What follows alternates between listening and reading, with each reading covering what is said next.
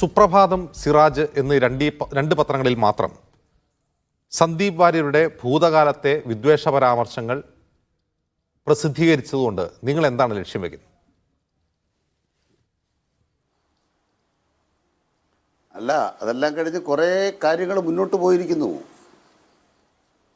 ഇപ്പോൾ ഏറ്റവും അവസാനം സന്ദീപ് വാര്യർ പറയുന്നത് അദ്ദേഹത്തിൻ്റെ അമ്മയുടെ വകയുള്ള സ്ഥലം പാലക്കാട്ടെ RSSൻ്റെ കാര്യാലയം തന്നെ ഉണ്ടാക്കാൻ സംഭാവന ചെയ്യാൻ പോവാണ്. അദ്ദേഹത്തിന് RSSകാർ വീട്ടിലേക്ക് വരാൻ വേണ്ടി വിളക്ക് വെച്ച് കാത്തിരിക്കുകയാണ്. ഒരു കൊല്ലക്കാലം കാത്തിരിക്കും. നാഥ നീ വരും കാലച്ച കേൾക്കുവാൻ കാതോർത്ത് ഞാനിരുന്നു. സന്ദീപ് വാര്യർ കാത്തിരിക്കുകയാണ് ശാഖയിൽ RSS വരാൻ, ഇതിന് കാര്യാലയം ഉണ്ടാക്കി കൊടുക്കാൻ. അപ്പോൾ ഉദ്ഘാടനത്തിൽ തങ്ങളെ വിളിക്കുമോ? പാണക്കാട് തങ്ങളെ പോയി വിളിക്കുമോ? അല്ലെ സുധാകരനെ വിളിക്കുമോ? തുറന്നു കാട്ടപ്പെട്ടു. കേരളത്തിലെ കോൺഗ്രസ് തുറന്നു കാട്ടപ്പെട്ടു. ഇവിടെ സന്ദീപ് വാര്യർ കോൺഗ്രസ്സിൽ ചേർന്നപ്പോൾ ഒരു രാഷ്ട്രീയ നേതാവ് BJP വിട്ടിട്ട് കോൺഗ്രസ് ചേരുന്നു എന്നുകൊണ്ട് കുഴപ്പമില്ല.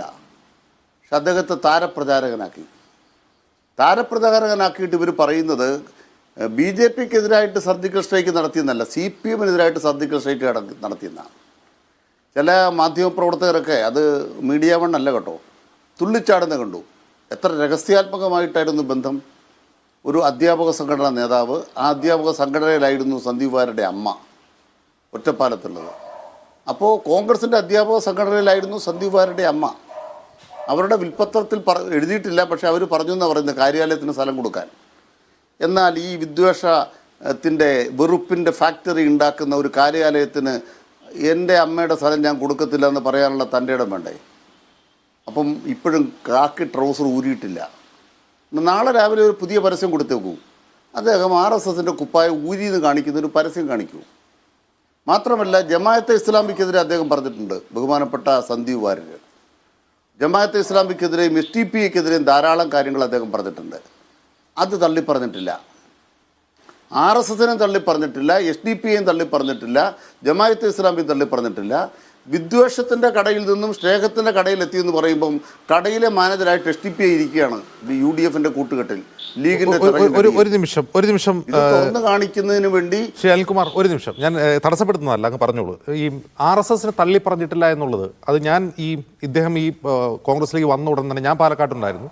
ഞാൻ അദ്ദേഹത്തിൻ്റെ ബൈറ്റ് എടുത്തപ്പോൾ ഞാൻ ആദ്യം ചോദിച്ച ചോദ്യം അദ്ദേഹത്തോട് ഇതാണ്: നിങ്ങൾ RSS വിട്ടാണോ കോൺഗ്രസിൽ ചേരുന്നതെന്നാണ്. അപ്പോൾ അദ്ദേഹം പറഞ്ഞത് RSSും BJPയുടെയും എല്ലാ പ്രത്യയശാസ്ത്രങ്ങളെയും വേരോടെ പിഴുതെറിഞ്ഞാണ് ഞാൻ കോൺഗ്രസിൽ ചേരുന്നത് എന്ന് അദ്ദേഹം എന്നോട് പറഞ്ഞതാണ്.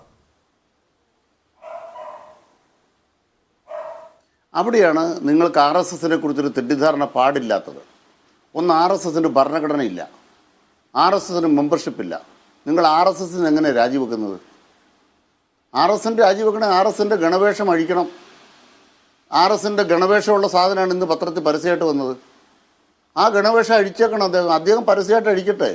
അല്ല, അദ്ദേഹം ഗണവേഷം പ്രത്യക്ഷപ്പെട്ടിട്ടുണ്ടോ? അഡ്വക്കേറ്റ് കെ അനിൽകുമാർ, അദ്ദേഹം ഗണവേഷത്തിലൊന്നും അല്ലല്ലോ ഈ പ്രചാരണത്തിൽ ഇറങ്ങുന്നത്. അല്ല, അത് കത്തിച്ചോട്ടെ. നിങ്ങൾക്ക് രാജിവെക്കാൻ, നിങ്ങളൊരു ഭരണഘടനയോ അംഗത്വ രജിസ്റ്ററോ ഇല്ല എന്നുള്ള അങ്ങയുടെ വാദം ശരിയാണ്. കാരണം ഒരാൾ RSSൽ ചേർന്നോ രാജിവെച്ചോ എന്നറിയാൻ നമുക്ക് നിവൃത്തിയില്ല. ഇപ്പോൾ OK വാസു RSSും BJPയും വിട്ട് നിങ്ങളുടെ CPMൽ ചേർന്നു. അദ്ദേഹം RSSൽ നിന്ന് രാജിവെച്ചിരുന്നു. അപ്പോൾ പിന്നെ നമുക്കുള്ള വഴി എന്താണ്? അത് കത്തിച്ചേക്കണം. അല്ല, അദ്ദേഹം ഈ കാക്കി ട്രൗസർ കത്തിച്ചിട്ടാണോ CPMൽ ചേർന്നത്? OK വാസു കാക്കി ട്രൗസർ കത്തിച്ചിട്ടാണോ CPMൽ ചേർന്നത്? കാക്കി ട്രൗസർ കത്തിക്കുന്നതിനപ്പുറമുള്ള പണി ചെയ്തു. എന്താ ചെയ്തെന്നറിയോ? സുധീഷ് പിന്നെ ഒരു പുസ്തകം എഴുതി. ആ പുസ്തകത്തിൽ എന്താ പറയണത്? RSS എങ്ങനെ പ്രവർത്തിക്കുന്നു, RSS എങ്ങനെ ന്യൂനപക്ഷ മതങ്ങൾക്കെതിരായിട്ട് വിദ്വേഷ പ്രചരണം നടത്തുന്നു, എങ്ങനെയാണ് ഇവിടെ ട്രെയിനിങ്, ആ ട്രെയിനിങ്ങിൻ്റെ പരിപാടി എങ്ങനെയാണ് എന്ന് പുസ്തകം എഴുതി കാണിച്ചു കൊടുത്തു. സന്ദീപ് വാര്യർ പുസ്തകം എഴുതിയിട്ട് RSSനെതിരെ ഇത് പുസ്തകം എഴുതിയിട്ട് അദ്ദേഹത്തിന് കോൺഗ്രസിൽ ചേരാൻ പറ്റും, അതാണോ? RSSനെതിരെ ഒരു പുസ്തകം പ്രസിദ്ധീകരിച്ചതിന് ശേഷമേ അദ്ദേഹത്തിന് കോൺഗ്രസിൽ ചേരാൻ പറ്റും, അങ്ങനെയാണോ? അദ്ദേഹം ബാംഗ്ലൂരിൽ പോയി RSS തലവന്മാരെ കണ്ടു. RSS തലവന്മാരെ കണ്ടിട്ട് ബാംഗ്ലൂരിൽ നിന്ന് കോയമ്പത്തൂർ വന്നു. RSSൻ്റെ അനുഗ്രഹാശസ്സുകളോടെയാണ് ഇപ്പോഴത്തെ നീക്കം എന്നാണ് ഞങ്ങളുടെ ധാരണ. ആ നീക്കത്തിൻ്റെ ഭാഗമായിട്ടാണ് ഇപ്പോൾ ഈ കളിയെല്ലാം കളിച്ചുകൊണ്ടിരിക്കുന്നത്. ഞാൻ ഒറ്റ കാര്യം ചോദിക്കുന്നുള്ളൂ. നിങ്ങൾ ഒരാൾ BJPയിൽ നിന്ന് വിട്ടു, RSSൽ നിന്ന് വിട്ടു, നിങ്ങൾ സമ്മതിച്ചു. അയാളെങ്ങനെ താരപ്രചാരകനാകുന്നത്? പാലക്കാട്ടെ UDFൻ്റെ താരപ്രചാരകനായി എല്ലാ വേദികളിലും നിറഞ്ഞാടുന്ന ഒരാൾ.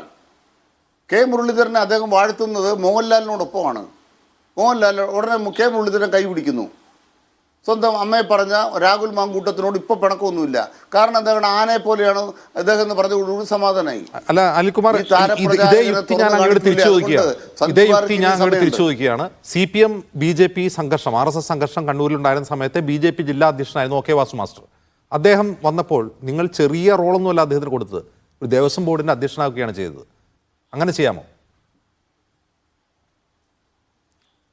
അതെ, ഞങ്ങൾ ചെയ്യുമെന്ന് മാത്രമല്ല, RSSനെ പൊളിക്കാൻ വേണ്ടി എന്താണ് RSS കണ്ണൂരിലെ കമ്മ്യൂണിസ്റ്റ് പാർട്ടിയെ കൊല്ലാൻ വേണ്ടി ഉണ്ടാക്കിയിരിക്കുന്നത് നിങ്ങൾ മനസ്സിലാക്കേണ്ടത്.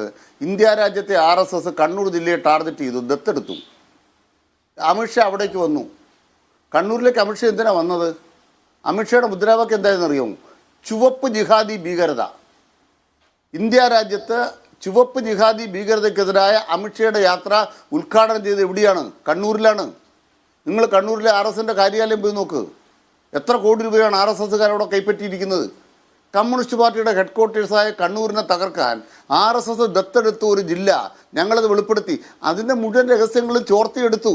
അതിൻ്റെ ഭാഗമായി ഞങ്ങൾ ശക്തമായ നിലപാട് സ്വീകരിച്ചപ്പോൾ ആ നിലപാടിന് ഞങ്ങൾക്ക് സഹായകരമായ ഒരു മാറ്റം അവിടെ ഉണ്ടായെന്ന് OK വാസുവും സുധീഷ് പിന്നെയും അവരുടെ പിന്നീടുള്ള പ്രവർത്തനത്തിൽ തെളിയിച്ചു. ഇവിടെ നിങ്ങൾ കാണുന്നത് എന്താണ്?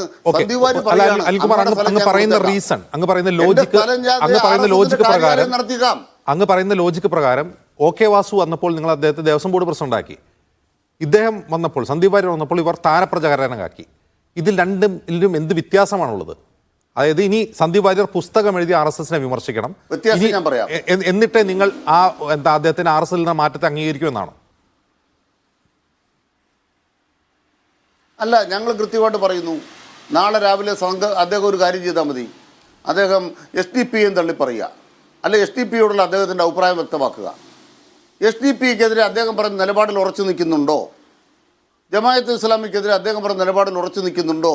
വെറുതെ സംസ്കൃതം പറയണ്ട, മലയാളത്തിലൊക്കെ പറയണം. 2, RSS എന്ന് പറയുന്ന പ്രസ്ഥാനം നികൃഷ്ടമാണ്, അതുകൊണ്ട് RSSന് ഞാൻ ഭൂമി കൊടുക്കില്ല. സ്നേഹത്തിൻ്റെ കട തുറക്കാനല്ലോ കാര്യാലയം ഉണ്ടാക്കാൻ പോണത്.